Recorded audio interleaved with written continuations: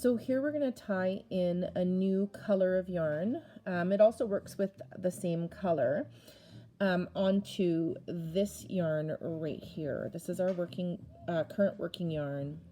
So we're going to do a backward slip knot. So normally when you do a slip knot, you hold the tail end in your left hand, you make a loop, and you put your working yarn through so that when you pull it tight, it's the working yarn that pulls it tight. We're going to do it the opposite way around. So we're going to hold the tail in our right hand and the working portion of it in our left hand, and we're going to make a loop with the tail.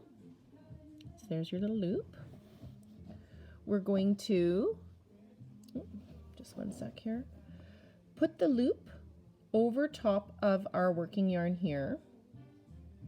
See? Right over top of our working yarn.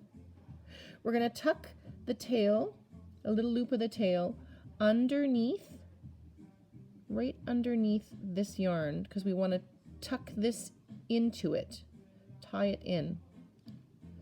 And so if you hold all the other tails here and just pull your loop tight, and I'm just going to make sure that that's in there nice and tight, and you hold the working portion of the yarn and pull it as tight as it will go, and then you just slide this knot all the way up to your working yarn, and then it's ready to work with.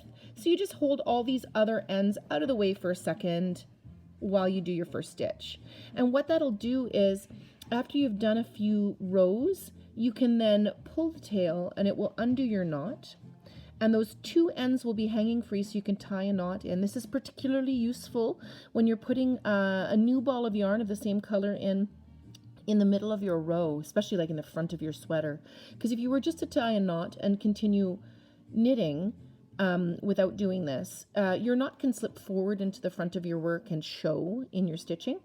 This is my favorite way of tying in yarn for color work or whatever. That little loop doesn't really get in the way.